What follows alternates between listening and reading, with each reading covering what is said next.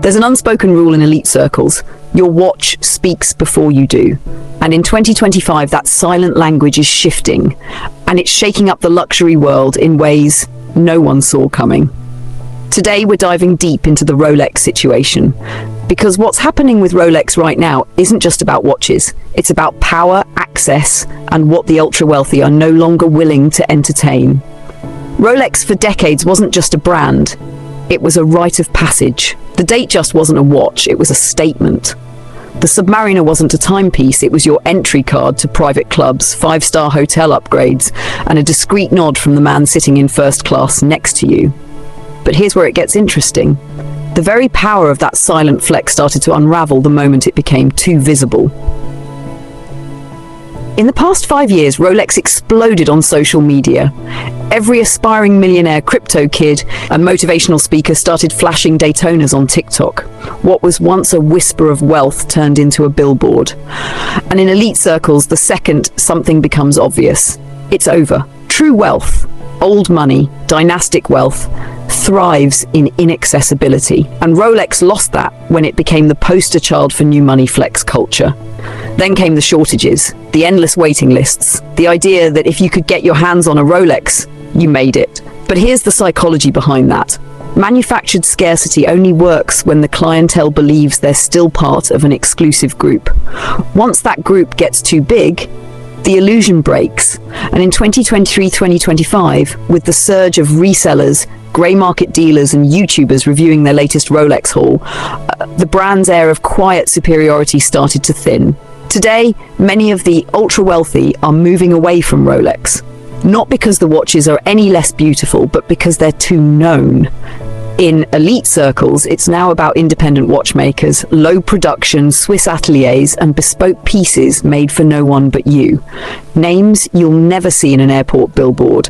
Because the real flex isn't about being seen, it's about being invisible to the masses and unforgettable to the right few. And let's talk about what a watch actually does in these circles. It's not a timekeeper. It's a signal in a room full of people wearing Goyard, Patek Philippe and the Row. Your watch instantly signals which conversations you'll be invited into, which deals you'll be offered, and whether you belong. The wrong watch can close doors, the right one can open the world. What's happening with Rolex is a cultural lesson in how luxury works. The masses chase what they're told is elite, while the elite constantly moves the finish line. It's an endless race the middle tier can never win, because by the time a product becomes aspirational for them, the true insiders have already abandoned it for something newer, quieter, rarer. And that's exactly why, if you watch the wrists at this year's most private events, Monaco Yacht Show, exclusive dinner clubs in Paris, members-only ski lodges in Gstaad, you won't see Rolex, you'll see FP Journe, Greubel Forsey, Laurent Ferrier, or custom commissions so discreet you'd have to know the maker personally to recognize them. This isn't about hating on Rolex, it's about understanding how symbols work in high society. Because in fashion and luxury, it's never about what you wear. It's about what it says about you without you ever having to speak. Follow us at GTWJ Mag for more of these conversations, because GTWJ isn't here to report trends, we decode them. And the deeper you go into this world, the more you realize status isn't worn for the masses, it's performed for the few. Every item, every fabric, every accessory is a carefully chosen signal. And in that coded language, Rolex became too loud. It stopped being a secret handshake and turned into a tourist map.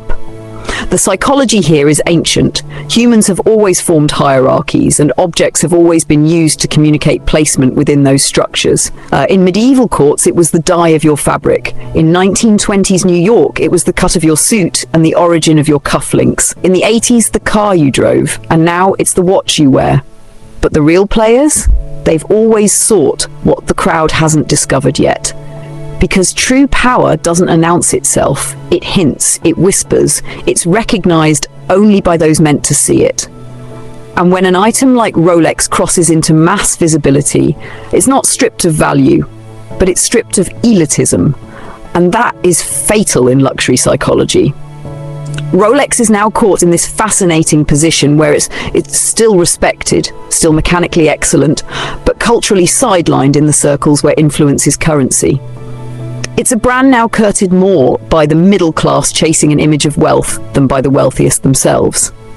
And that's not a bad business move, but it changes the meaning of the brand, which is why you're seeing the new icons quietly emerging. Watches without billboards, names not whispered on TikTok, pieces that don't trend, because the new power move isn't about what everyone else wants, it's about having what no one else can name. It's about exclusivity so refined it evades recognition.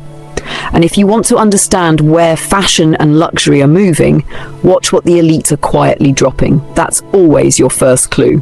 Rolex's story isn't a fall. It's a shift, a perfect example of how luxury cycles work, of how visibility kills exclusivity, and of how the game is always played 3 steps ahead of the public. If you love dissecting fashion power plays, decoding the psychology behind what people wear, and understanding how elite circles truly work, follow at GTWJMag on Instagram, because here we don't chase trends, we unpack the strategy behind them. I'll see you in the next one.